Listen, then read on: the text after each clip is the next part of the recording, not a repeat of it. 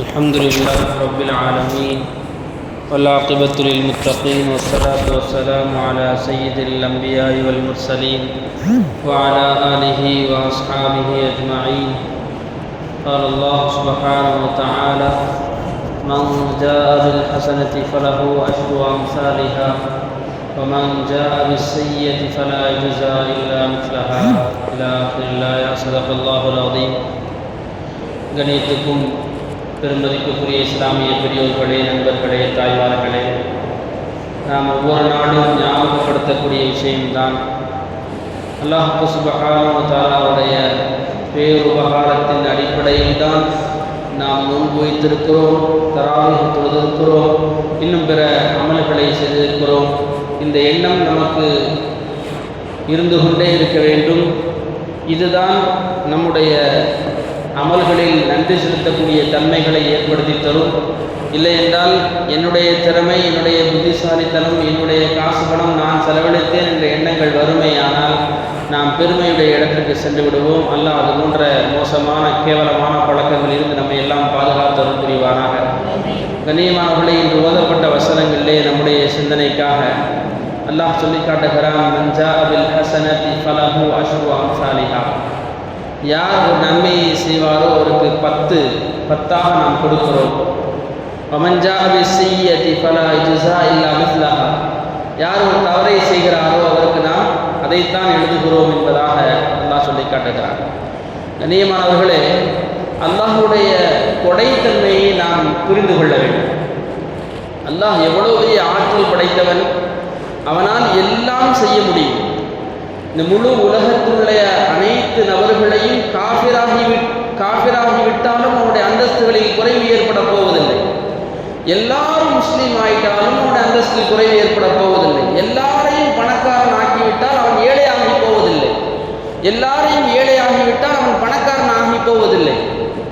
அல்லாஹு தஆலாவுடைய கருணையின் வெளிப்பாடுகளை நாம் புரிந்து கொள்ள வேண்டும். அவ்வளவு சக்தி படைத்த இரட்சகன் எங்களை அமல் செய்வதிலே உங்களுக்கு நான் 10 தருகிறேன், உங்களுடைய இஹ்லாஸுக்கு தகுந்தவாறு 70ஆக 100ஆக 7000ஆக நான் தருகிறேன் என்பதாக ஹதீஸின் வாயிலாக நாம் பார்க்கிறோம்.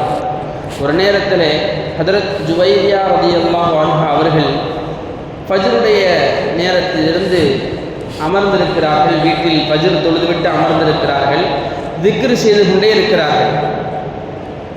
நபி ஸல்லல்லாஹு அலைஹி வஸல்லம் ஃபஜ்ருக்கு சென்றவர்கள் சிறிது நேரம் கழித்து ஃபஜ்ருடைய தொழுகை, அதற்கு பிறகு சஹாபாக்களை சந்தித்தல், இது போன்ற பெரும் காரியங்கள், நீண்ட நெடிய காரியங்களை எல்லாம் செய்துவிட்டு துஹாவுடைய நேரத்திலே வீட்டிற்கு வருகிறார்கள்.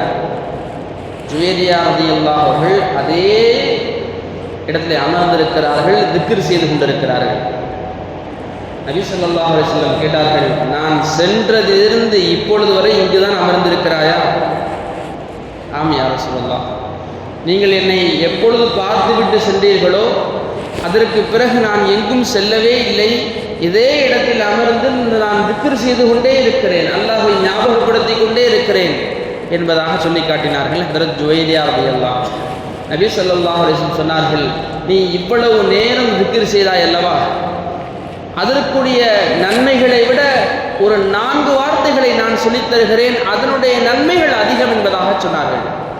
யா ரசூலுல்லாஹ் சொல்லித்தார்கள்: அல்ஹம்துலில்லாஹில்லதி அதத ஹல்கிஹி வ ரிதா நஃப்ஸிஹி வ ஸினத அர்ஷிஹி வ மிதாத கலிமாத்திஹி. 4 வார்த்தை. இந்த உம்மத்தின் மீது அல்லாஹும் ரசூலும் எவ்வளவு கருணையானவர்கள். நீங்கள் இவ்வளவு நேரம் செய்த அந்த அமல்களுடைய கணங்களை விட இந்த 4 வார்த்தைகளுடைய கணம் அதிகம். எவ்வளவு பெரிய கிருபையான ரப்பும் ரசூலும் நமக்கு கிடைத்திருக்கிறார்கள். நாம் இந்த காலங்களில் கூட அமல்களில் கவனம் இல்லாமல் இருந்து விட்டோம் என்றால் நம்மை விட துரதிர்ஷ்டசாலி வேறு யாரும் இருக்க முடியாது. ஹதீஸ்களிலே வருகிறது, நீங்கள் குல் ஹுவல்லாஹு அஹத் 3 முறை ஓதுங்கள், குர்ஆனை ஓதிய நன்மை கிடைக்கும் என்பதாக. குர்ஆனை ஓதிய நன்மை கிடைக்கும். நீங்கள் மாதம் 3 நாட்கள் ஐயாமுல் பீதிலே நோன்பு வையுங்கள். 13, 14, 15 தேதிகளிலே, பிறை தேதிகளிலே நோன்பு வையுங்கள். நீங்கள் காலம் முழுவதும் நோன்பு வைத்த நன்மை கிடைக்கும். கணியத்துக்குரிய மேலான பெரியோர்களே, தாய்மார்களே, நாம் அமல் செய்வதற்கான காலங்கள் இங்கே உட்காரணும், தஸ்பீஹ் பிடிச்சி உட்காரணும், அப்படின்னா தான் சுப்ஹானல்லாஹ் சொல்ல முடியும், பள்ளிவாசலுக்கு வந்தால் தான் தொழ முடியும். அப்படி இல்லை. தாய்மார்கள் வேலைகளை பார்த்து கொண்டே சுப்ஹானல்லாஹ் சொல்ல முடியும். நாம் கடையில் வேலை பார்த்து கொண்டே லா இலாஹ இல்லல்லாஹ் சொல்ல முடியும். அல்லாஹ்ங்கிற வார்த்தையை சொல்ல முடியும். அல்லாஹ் நம்முடைய ஆயுள்களை குறைத்து வைத்திருக்கிறான்.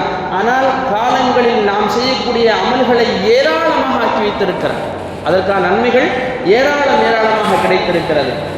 கணியத்துக்குரிய மேலான பெரியவர்கள் நண்பர்களே, இந்த காலங்களை நாம் பயன்படுத்தி அமல்களுக்கு உகந்த காலங்களாக நாம் ஏற்படுத்தி கொள்ள வேண்டும்.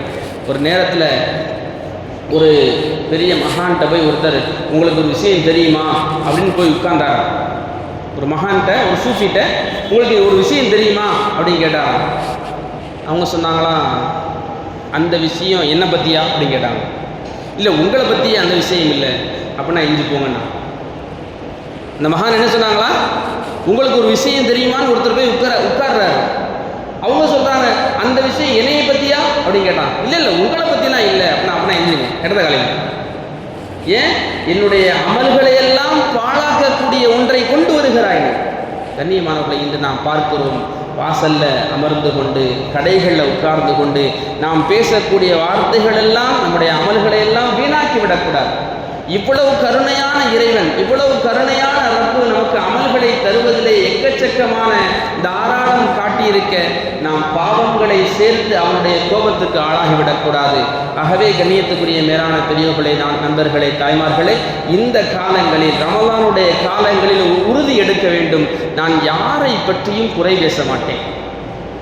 நான் யாரை பற்றியும் குறை பேச மாட்டேன். அந்த காலங்களில் நான் திக்ர் செய்வேன். பிள்ளைகளுக்கு சொல்லிக் கொடுக்க வேண்டும். லா இலாஹ இல்லா அன்த சுப்ஹானக இன்னி குன்து மினல் ஸாலிமீன். கடினமான நேரங்களில் ஓதுங்கள் என் பிள்ளைகளை என்பதாக சொல்லிக் கொடுக்க வேண்டும் தாய்மார்கள். அல்லாஹ் சுப்ஹானஹு வ தஆலா குறைந்த அமல்களில் நிறைவான அமல்களை, நிறைவான நன்மைகளை பெறக்கூடிய பாக்கியம் பெற்ற ஜெயசீலர்களாக நம்மையும் நம்முடைய சந்ததிகளையும் நம்மை ஈன்றெடுத்த பெற்றோர்களையும் ஆக்கியல் புரிவானாக. பாஹர் தாவானா